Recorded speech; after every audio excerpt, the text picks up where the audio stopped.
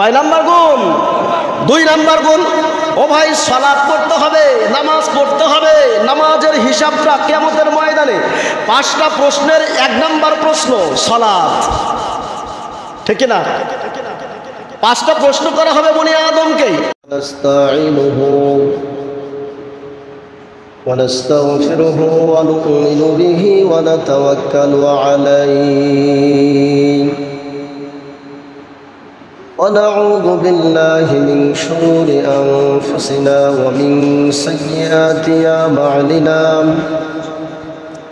من يهد الله فلا مضل له ومن يضلله فلا هادي له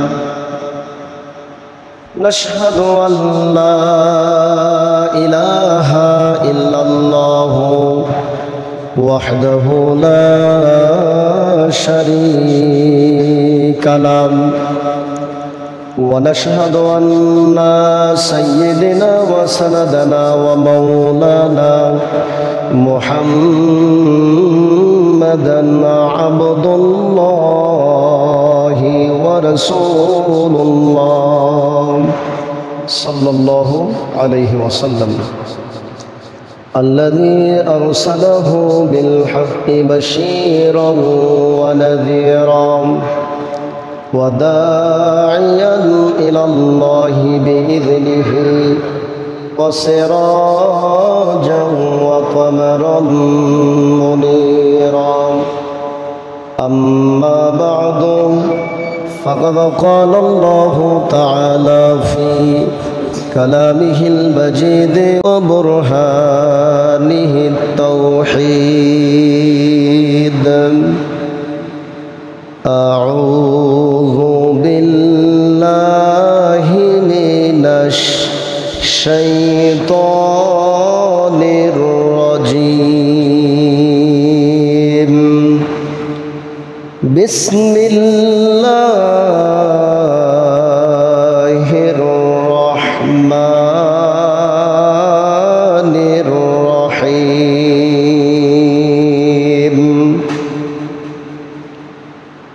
ألف لام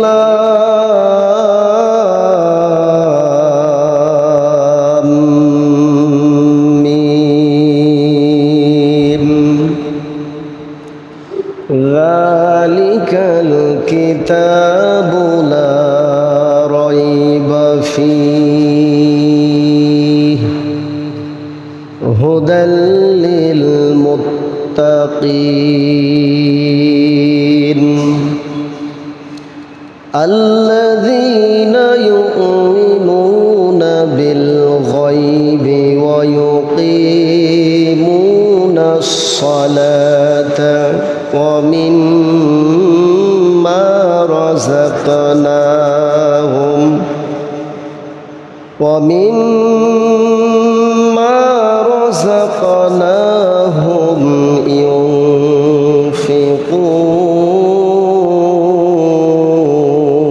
ينفقون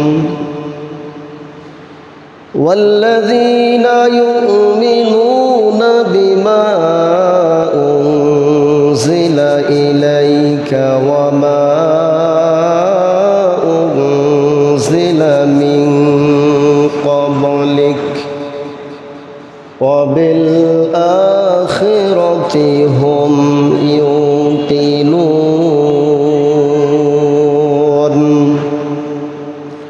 أولئك على هدى من ربهم وأولئك هم المفلحون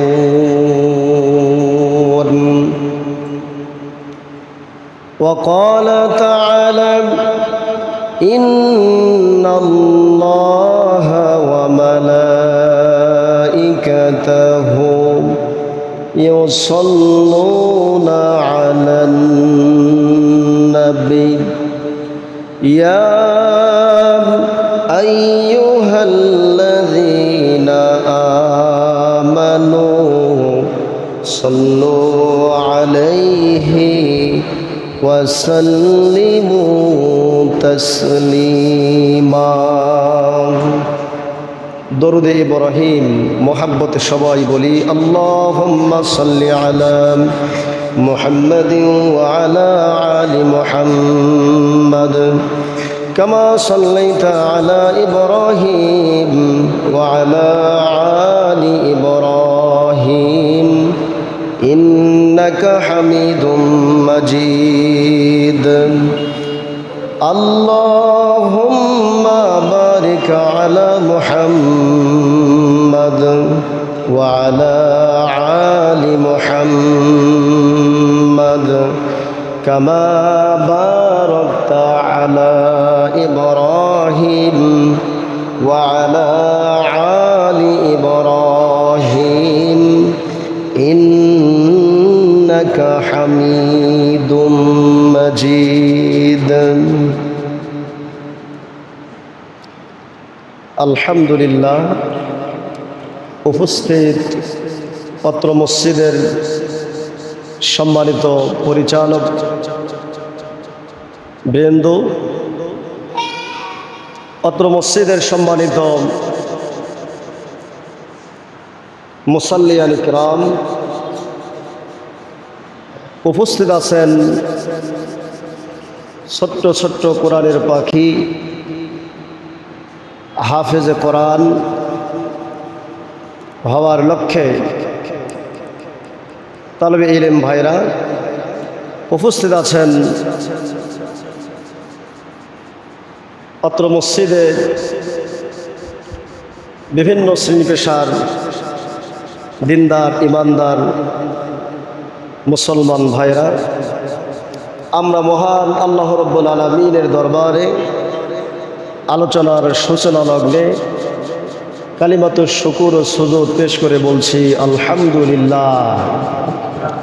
দরুদ আর সালাম বর্ষিত হোক প্রিয় মানবতার মহান শিক্ষক নবী মুহাম্মদুর রাসূলুল্লাহ সাল্লাল্লাহু আলাইহি ওয়াসাল্লামের রূহের ওপরে। সম্মানিত উপস্থিতি, আপনারা সকলেই ভালো আছেন? যে আমরা সকলে একটু উত্তর দেব, আমরা সবাই ভালো আছি তো? ভালো রেখেছেন কে? আপনাকে আমাকে এই মসজিদে এই মুহূর্তে বসে কোরআন ও সুন্নাহ থেকে কথাগুলো শ্রবণ করার সুযোগ করে দিচ্ছেন কে? আল্লাহ। সেই মহান রবের দরবারে আমরা আরেকবার শুকরিয়া আদায় করে বলি আলহামদুলিল্লাহ। সম্মানিত উপস্থিতি, আমি আজকে আপনাদের সামনে কোরআন আল কারীমের দ্বিতীয় নম্বর সূরা, সূরা আল বাকারা। এটি কোরআন আল কারীমের সর্ববৃহৎ একটি সূরা, যেই সূরার মধ্যে 286টি আয়াত রয়েছে। আলহামদুলিল্লাহ বলি, এর চেয়ে বড় সূরা আর কি কোরআন আল কারীমে আছে? নেই। এটাই সর্ববৃহৎ একটি সূরা। আবার এই সূরাটি আল্লাহ তাআলা শুরুতেই দিয়ে দিলেন। এই সূরার 1 থেকে 5 নম্বর আয়াতে কারিমা আমি আপনাদের সামনে তেলাওয়াত করেছি। এই আয়াতগুলো মোটামুটি আমরা জানি।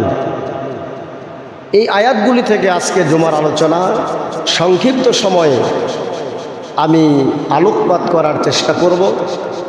আল্লাহ রাব্বুল আলামিন আপনাকে, আমাকে, আমাদের সকলকে যেন এই আলোচনা থেকে ভালো দিকগুলো আমলে নেওয়ার জন্য তৌফিক দান করে বলে আমিন। সম্মানিত উপস্থিতি, আল্লাহ রাব্বুল আলামিন এখানে এই 5টি আয়াতের মধ্যে আপনার আমার জন্য 4টা দিক ও বিভাগ সম্পর্কে আলোচনা করেছেন। একটু কষ্ট না নিলে ছোট্ট করে বলা যাবে কি কয়টি বিষয়ে আলোচনা করেছেন? জি, 4টি বিষয়ে আলোচনা করেছেন। প্রথম 2টি আয়াতে আল্লাহ রাব্বুল আলামিন, প্রথম যে আয়াতটি, এই আয়াতে আল্লাহ তাআলা শিক্ষিত মানুষদের উপরে চ্যালেঞ্জ করেছেন। দ্বিতীয় নম্বর আয়াতে আল্লাহ তাআলা বিশ্বের সকল মানুষদেরকে অভয় দিয়েছেন। আবার চ্যালেঞ্জও বলা যেতে পারে। আল্লাহ বলছেন যে এই কিতাবের মধ্যে কোনো ভুল নাই। তো এটা সমগ্র মানুষদেরকে আল্লাহ অভয় দিলেন, আর একদিক থেকে চ্যালেঞ্জ করলেন। এর পরের আয়াতে আল্লাহ রব্বুল আলামিন মুত্তাকি, এই মুত্তাকি শব্দটা হলো আরবি।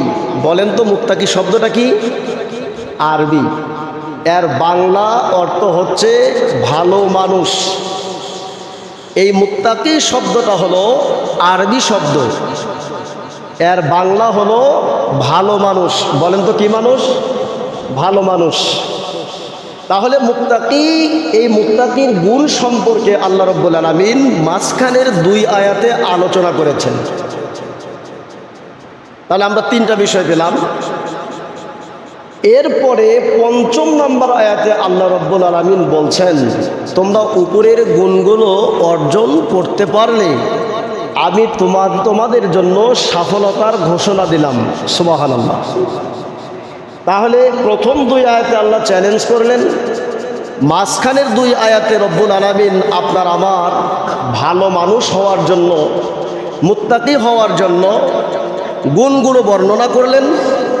আর এই গুণগুলো আমরা অর্জন করতে পারলে 5ম নম্বর আয়াতে গিয়ে আল্লাহ রব্বুল আলামিন আপনার আমার জন্য সুসংবাদের ঘোষণা দিলেন। একটু সুবহানাল্লাহ জোরে বলুন। সম্মানিত উপস্থিতি, আমার আলোচনার সামারিটা আপনারা হয়তো বুঝে ফেলেছেন, কারণ আমরা শিক্ষিত মহল, আমরা বাংলাদেশের মানুষ বর্তমান সকলেই আমরা সচেতন এবং সজাগ। সম্মানিত উপস্থিতি, আসুন ভূমিকায় কথা লম্বা না করে আমরা মূল আলোচনায় চলে যাই। যেহেতু জুমার খুতবার সময় একটা নির্দিষ্ট সময়ের মধ্যেই শেষ করা হয়, সেই দিক থেকে আমরা আর ভূমিকা নেব না। আল্লাহ রাব্বুল আলামিন বলছেন, আলিফ লাম মিম। আলিফ লাম মিম এগুলি হচ্ছে অক্ষর, বা আরবিতে বলা হয় হুরুফ। এই হুরুফ বাংলায় অক্ষর বলা হয়। এই জাতীয় অক্ষর দিয়ে আল্লাহ তাআলা কোরআনে বেশ কিছু সূরা শুরু করেছেন। আলহামদুলিল্লাহ বলি তো সবাই? জি, আমরা সবাই একটু এই দিকে দেখব। আপনারা যাদের বড় ফোন আছে আপনারা আলোচনাটি পেয়ে যাবেন মোবাইলে, পরে মোবাইলের দিকে দেখবেন। যেহেতু রেকর্ড হচ্ছে, এটা ফেসবুকে ইউটিউবে দেওয়া হবে, আমরা সেখানে পাবো। আমরা সবাই 25 পর্যন্ত জুমা খুতবা যতক্ষণ চলবে আমরা ইমাম সাহেবের দিকে একটু কি লক্ষ্য রাখবো, শুধু আজকে নয়, প্রতি জুমায়। আর মসজিদে এসে বসবো আমরা এই টেন্ডেন্সি নিয়ে, এইরকম একটা চিন্তা নিয়ে মসজিদে এসে আপনারা বসবেন, বা আমিও মুসাল্লি হলে আমাকেও বসতে হবে যে ইমাম সাহেবের কাছ থেকে আমি আজকে কি মেসেজ পেলাম, আমি কি পেলাম সেটা আমাকে মুখস্থ করতে হবে, এবং এটাকে বাসায় গিয়ে আমাদের আহলিয়াদেরকে, আমাদের পরিবারদের সাথে এটা শেয়ার করতে হবে, বন্ধুদের সাথে শেয়ার করতে হবে। এই আজকে জুমায় আমরা এই মেসেজগুলো পেলাম, আমরা এই আলোচনাগুলো আজকে শুনেছি, এটিগুলো আমাদের মানা দরকার। আচ্ছা, এই টেন্ডেন্সি নিয়ে আমরা যদি বসি, এই চিন্তা নিয়ে যদি বসি, তাহলে আপনার বসাটা হবে ছাত্রের মতো। ছাত্র যেমনে ক্লাসের মধ্যে শিক্ষকের দিকে তাকিয়ে থাকে, স্যার কি বলছে, হুজুর কি বলছে, ঠিক জুমার 30, 35 বা 40, 45 মিনিটের খুতবাটা এরকম হওয়া আমাদের প্রয়োজন। সম্মানিত উপস্থিতি, তাহলে আমরা প্রতি জুমায় এইরকম একটু চিন্তা নিয়ে বসবো, আমরা এখান থেকে কিছু নিয়ে যাব, আল্লাহ আমাদের কবুল করুক বলে আমিন। আমরা এখানে অনেক মানুষ আছি যার বয়স 60 বছর, যার বয়স 70 বছর, যার বয়স 30 বছর, এমনও মানুষ এখানে আমরা আছি, আমরা আমাদের জীবনের 20টি বছর অতিক্রম করে এসেছি।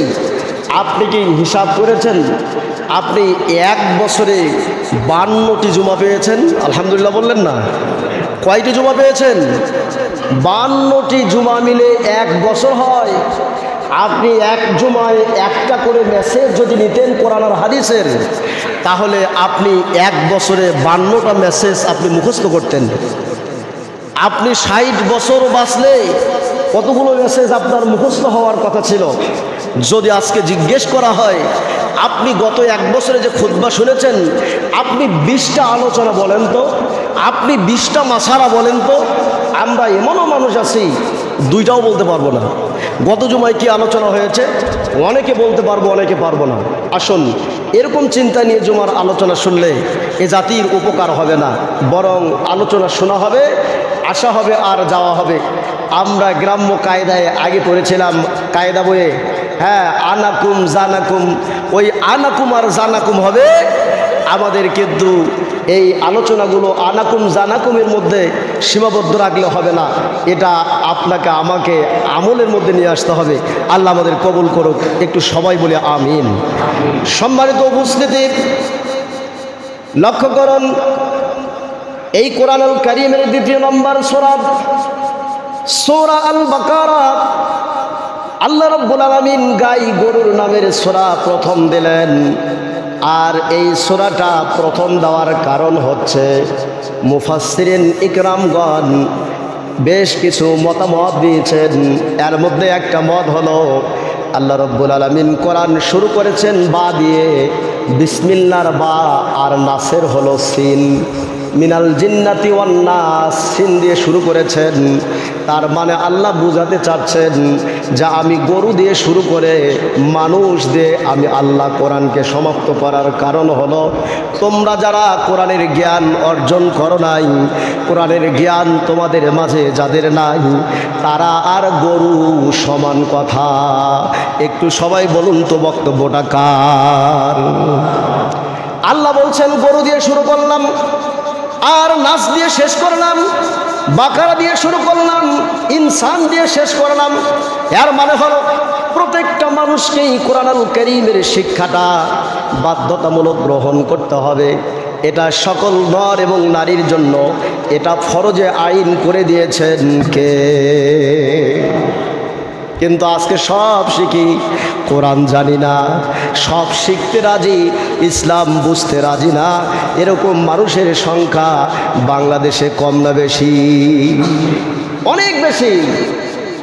সম্মানিত উপস্থিতি, আলোচ্য বিষয় আমার অন্য কথা প্রসঙ্গে কথাগুলো বললাম।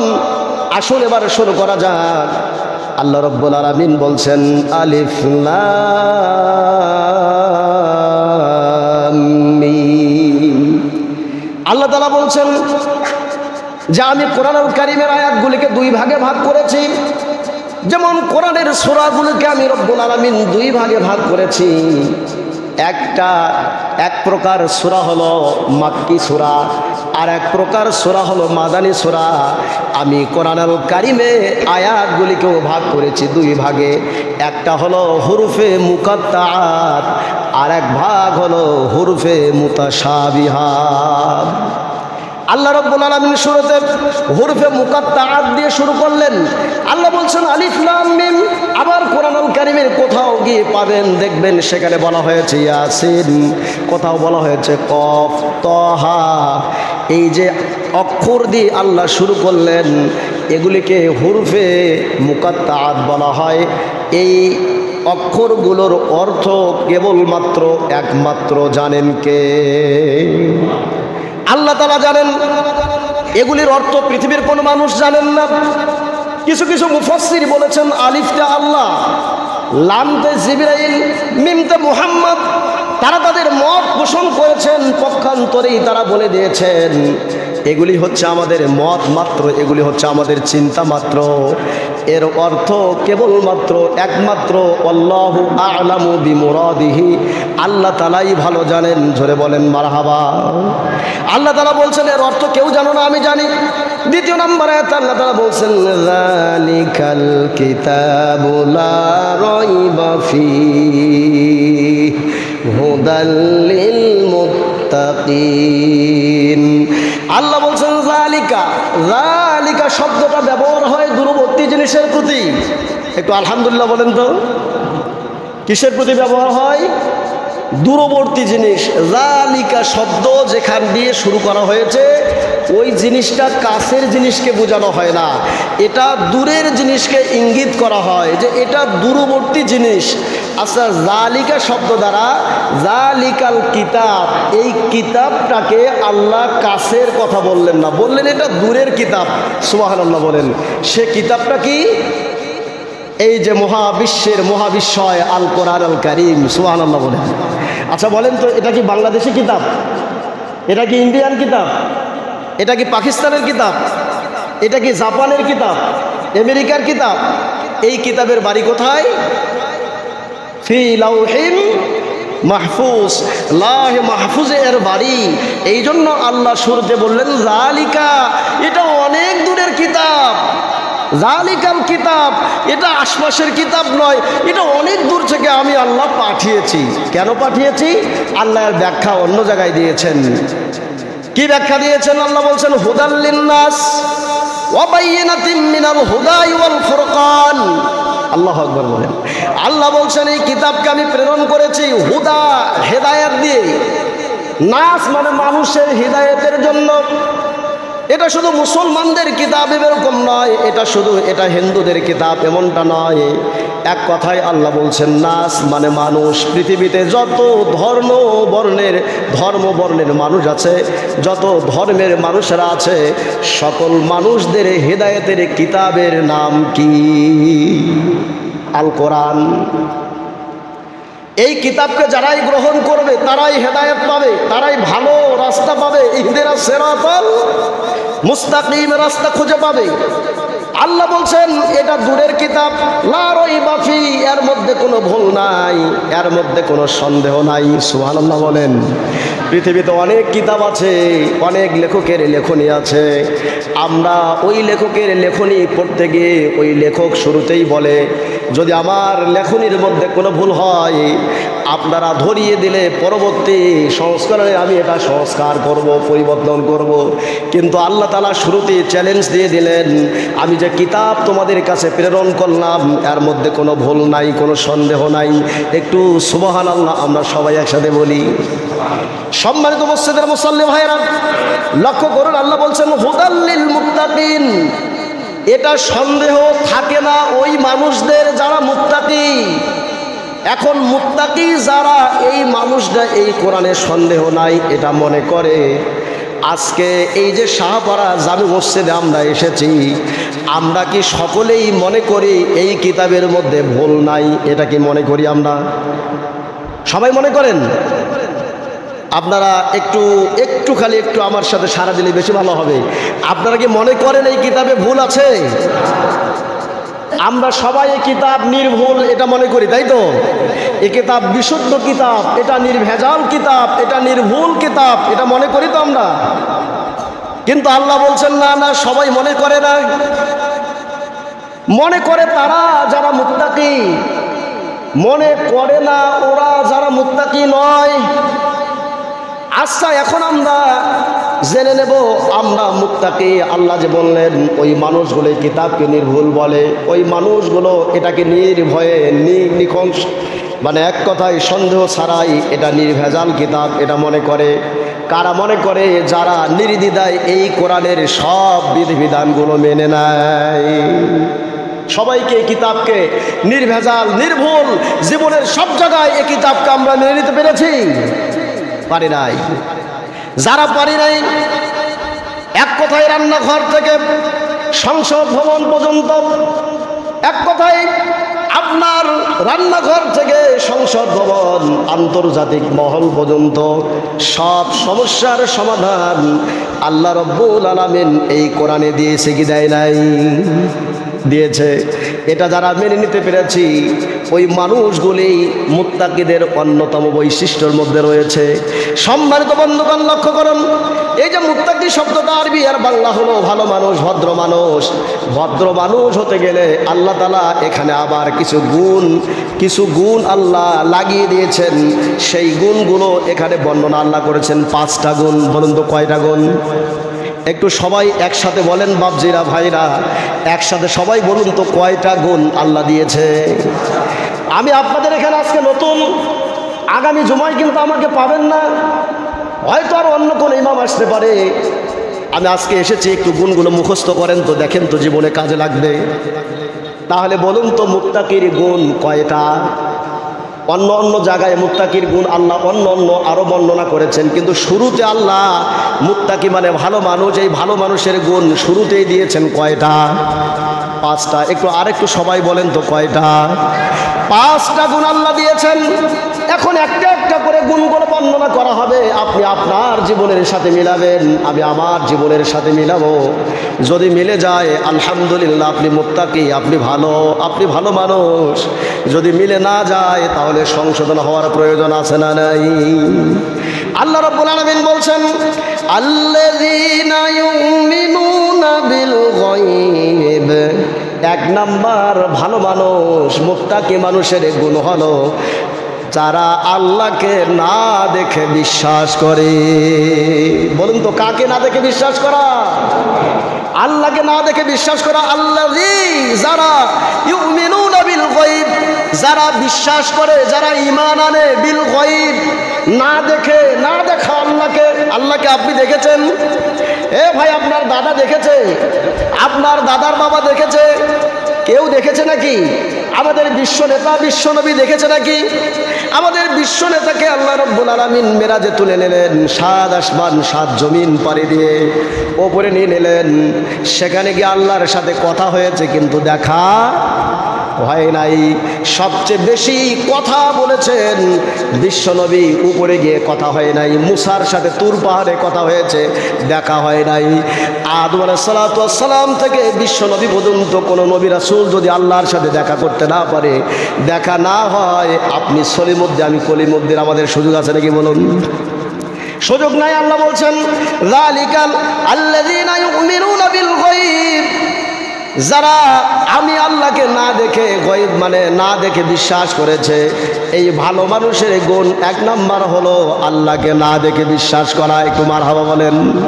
তাই একটু এই পয়েন্টটা মনে রাখতে হবে, না দেখে আল্লাহর প্রতি বিশ্বাস করা, এটা হলো 1 নাম্বার গুণ। বলেন তো কয় নাম্বার? 1 নাম্বার। একটু আপনারা কষ্ট হলেও একটু আস্তে আস্তে বলুন তো, মুমিনদের, মুত্তাকিদের, পরহেজগার মানুষদের, ভালো মানুষদের 5টা গুণের 1 নাম্বার গুণটা কি?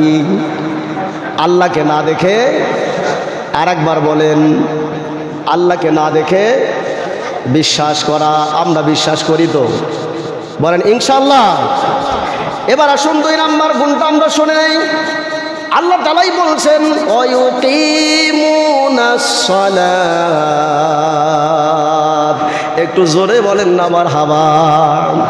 আল্লাহ তাআলা বলছেন, ভালো মানুষ তারা, ভদ্র মানুষ তারা, মুত্তাকি তারা, যারা সালাত আদায় করে। সুবহানাল্লাহ বলেন। যারা কি আদায় করে? সালাত আদায় করে। ও ভাই, গ্রামে অনেক মানুষ আছে যারা সালাত পড়ে না, আল্লাহর প্রতি দৃঢ় বিশ্বাস নাই, এ আবার নামাজি মানুষদেরকে গালি দেয়, আছে না নাই? বলে, আমি নামাজ না পড়লে কি হবে, আমার ঈমান ঠিক আছে। আসলে বলেন তো, কথাটা সে মিথ্যা বলেছে না সত্য বলেছে? মিথ্যা না সত্য? একদম মিথ্যা কথা। গ্রামে আর একটা খারাপ কুসংস্কার রয়েছে, আমরা বলি কথায় কথায় আলেমদেরকে গালি দেই, এরকম মানুষ আছে না নাই? বলে আলেমদের শাস্তি বেশি হবে সাধারণ মানুষের চেয়ে। আমি একদিন এক ভাইরে জিজ্ঞেস করলাম, কেমনে তুমি কথা বলতে পারলা? উনি বলল, কারণ যারা জানে, এরা জেনে শুনে ভুল করলে এদের শাস্তিটা ডাবল। আমি বললাম, তোমার কথা একদম ভুল, একদম মিথ্যা। কারণ হলো, যারা জানে আর যারা জানে না উভয় কিন্তু সমান নয়। জানা না জানা একটা অপরাধ, না মানা আর একটা অপরাধ। ও ভাই, বলেন তো অপরাধ কয়টা? একটা না জানা, আর একটা কি? না মানা। উনি আমাকে বলল, হ্যাঁ অপরাধ তো 2টা। আমি বললাম, যিনি জানে না উনি অপরাধ না জানার জন্য একটা করলো, না মানার জন্য একটা করলো, আর যিনি জানে উনি জানার অপরাধ থেকে মুক্ত হলো। আলহামদুলিল্লাহ বলেন। এখন মানলো না, না মানার জন্য যে শাস্তি সেটা হবে কিন্তু জানতেও হবে, মানতে হবে, এটাই বাস্তব কথা। আমাদের সমাজে এরকম কিছু কুসংস্কার কথা আছে, কিছু মানুষ আছে এমনি বলে আমার ঈমান ঠিক আছে, আমি নামাজ না পড়লে কি হবে? নামাজ পড়া বলুন তো মুত্তাকি ভালো মানুষের কয় নাম্বার গুণ? কয় নাম্বার গুণ? 2 নাম্বার গুণ। ও ভাই, সালাত পড়তে হবে, নামাজ পড়তে হবে। নামাজের হিসাবটা কিয়ামতের ময়দানে 5টা প্রশ্নের 1 নাম্বার প্রশ্ন সালাত, ঠিক না? 5টা প্রশ্ন করা হবে বনি আদমকে, এর মধ্যে 1 নাম্বার করা হবে সালাতের হিসাবটা নেওয়া হবে। তুমি সালাত আদায় করেছো কিনা হিসাব দাও। আল্লাহ সেদিন বলবে ওয়ারকাউ মা'আর রাকিন, এ হাসরবাসীর লোকেরা, তোমরা কি রুকুকারীর সাথে রুকি করেছো, সেজদাকারীর সাথে সেজদা করেছো? সব মানুষের আমরা দুনিয়াতে মিথ্যা বলা অভ্যাস, তো সেদিনও বলবো হ্যাঁ আমরা করেছি। আল্লাহ বলবে একটু ওয়ারকাউ, রুকু করো, রুকু করো, সবাই রুকুতে যাবে। কিন্তু যারা সালাত আদায় করেছে এই মানুষগুলো সামি আল্লাহু লিমান হামিদা, রব্বানা ওয়া লাকাল হামদান কাসীরান তাইয়িবান মুবারাকান ফি। আমরা সবাই এক বাক্যে সামি আল্লাহু লিমান হামিদা বলে দাঁড়াবো, কিন্তু যারা বেনামাজি ছিল এই মানুষগুলো দাঁড়াতে পারবে না, তারা রুকুতেই থেকে যাবে। আল্লাহ ফেরেশতাদের বলবে এদেরকে পিটা, ছাগলের দামের মতো, ভেড়ার দামের মতো পিটায় জাহান্নামে নিয়ে যা। অতএব আপনি মুত্তাকি দাবি করলে, ভালো মানুষ দাবি করলে, মুসলিম দাবি করে সালাতের বিকল্প নাই। সালাতটা হতে হবে কেমন? সল্লু কামা রাআইতুমুনি উসাল্লি, রাসূল যেভাবে সালাত আদায় করেছেন আপনাকে সেভাবে সালাত আদায় করতে হবে। আমাদের সমাজে অনেক মানুষ আছে, যেই মানুষগুলো ডায়াবেটিস আছে না নাই? এ ভাই কথা বলুন, আছে না নাই? আমার সমাজে অনেক অসুস্থ লোক আছে না নাই? আমার রাসূল বলছেন সালাত এমন একটা ইবাদত, এটা শুধু ইবাদত নয়, এটা হলো শারীরিক ব্যায়াম। সুবহানাল্লাহ, এটা শারীরিক ব্যায়াম। সালাত সম্পর্কে আলোচনা আপনারা অনেক শুনেছেন, আমি আর সেদিকে গেলাম না। একটা মানুষ সালাত যদি সঠিক নিয়মে রাসূলের পন্থা অনুযায়ী পড়ে, তাহলে ওই মানুষটা তার শারীরিক ব্যায়াম করার আর নতুন করে কোনো প্রয়োজন নাই, এটাই যথেষ্ট। যদি রাসূলের মতো করে আমরা সালাত আদায় করতে পারি, আল্লাহ রাব্বুল আলামিন আমাদের কবুল করুক বলে আমিন। সম্মানিত উপস্থিতি, আসুন আমরা এবার 3 নাম্বার গুণটা জেনে নেই। ভালো মানুষের আল্লাহ তাআলা বলছেন অমিম্মা রাযাকনাহুম ইউনফিকুন। আল্লাহু আকবার। আল্লাহ তাআলা বলছেন অমিম্মা রাযাকনাহুম, আমি তোমাদেরকে যা রিজিক দিয়েছি। এ দুনিয়ার মানুষেরা, তোমরা যারা উপরের 2টা গুণ মেনে নিয়েছো, 3 নাম্বার হলো আমি তোমাদেরকে যা রিজিক দিয়েছি তা থেকে তোমরা আমার রাস্তায় ব্যয় করো। সুবহানাল্লাহ, আল্লাহর রাস্তায় ব্যয় করো, আল্লাহর রাস্তায় ব্যয় করো। এই যে মসজিদে অনেক সময় টাকার প্রয়োজন হয় কিনা, মাদ্রাসায় হয় কিনা, এরকম যেই জায়গাগুলো তো লিল্লাহ আল্লাহর জন্য, এই সমস্ত জায়গায় আপনার রিজিক থেকে ব্যয় করতে হবে। এটা আল্লাহ তাআলা বলছেন, এটা আপনি ব্যয় কেন করবেন? আমার আল্লাহ তাআলা কোরআনুল কারীমের অন্যত্রে আরো মজার কথা বলেছেন, যারা দান করি, যারা আমরা আল্লাহকে আল্লাহর ঘরে দান করি, লিল্লাহ আল্লাহর জন্য দান করি, এই মানুষগুলির কাছে আল্লাহ তাআলা আর একটু সহজ করে দিয়েছেন। কি করেছেন? আল্লাহ বলেন মানজাল্লাযী ইয়াকরিদুল্লাহা করদান হাসানা। আল্লাহু আকবার। আল্লাহ বলছে রে পৃথিবীর মানুষেরা কে আছো রে, তোমরা আমাকে করজে হাসানা দিবা, তোমরা আমাকে ধার দিবা, ধার দিবা। সুবহানাল্লাহ বললেন না? আল্লাহ কি চাইলেন? ধার চাইলেন। আল্লাহ করজে হাসানা চাইলেন। এই করজে হাসানা আমাদের সমাজে বর্তমান বিলুপ্তির দিকে। আল্লাহ বললেন আমাকে দাও। করজে হাসানার আবার ভাগ 2টা, একটা হচ্ছে আল্লাহর জন্য আর একটা হচ্ছে বান্দার জন্য। সুবহানাল্লাহ বলেন। যদি বান্দাকে আপনি করজে হাসানা দেন, একজন মানুষ অভাবে পড়েছে, আপনি করজে হাসানা দিলেন, এই করজে হাসানার হিসাবটা আরো কঠিন, আরো সবটা দ্বিগুণ। সুবহানাল্লাহ বলেন। কিন্তু করজে হাসানার বর্তমান বিষয়টা একদম স্লো হয়ে গিয়েছে, এতে দেওয়াও সমস্যা, কারণ এখন মানুষ হয়েছে পাঙ্গাস মাছের মতো, যা দেবেন তাই খেয়ে শেষ করে দেয়। পর্যা হাসানার গুরুত্ব আমরা যারা নেব আমরাও বুঝি না, আর দেওয়ার লোক সংখ্যাও অনেকটা কি কমে গিয়েছে। আল্লাহ বলছেন আমাকে দাও, তোমার লস নাই, আমাকে দাও, আমি এটা পোষাইয়া দেব। সুবহানাল্লাহ। আল্লাহ বলছেন আমাকে দাও, আমি কি করব? পোষায়া দেব, পোষায়া দেব। মান যাল্লাযী ইয়াকরিদুল্লাহ করদান হাসানা, আমাকে হাসানা দাও, আমাদের করজ দাও, আমি এটা তোমাকে 1 গুণ 2 গুণ না, আমি দেওয়ার সময় কম পক্ষে 10 গুণ বৃদ্ধি করে দেব। সুবহানাল্লাহ। এই জন্য যদি প্রয়োজন হয় মসজিদে মাদ্রাসায় এরকম আরো যত লিল্লার জায়গাগুলো আছে, ব্যাখ্যা দেওয়ার সময় হবে না, এই জায়গাগুলোতে আমরা অংশগ্রহণ করবো। আল্লাহ আমাদের কবুল করুক বলে আমিন।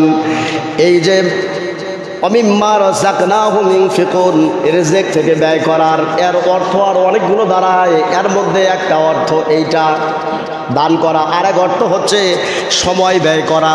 সুবহানাল্লাহ বলেন। আপনি সময় ব্যয় করবেন ভালো জায়গায়, আপনি ভালো জায়গায় সময় ব্যয় করলেন, এটাও দানের শামিল। সুবহানাল্লাহ বলেন।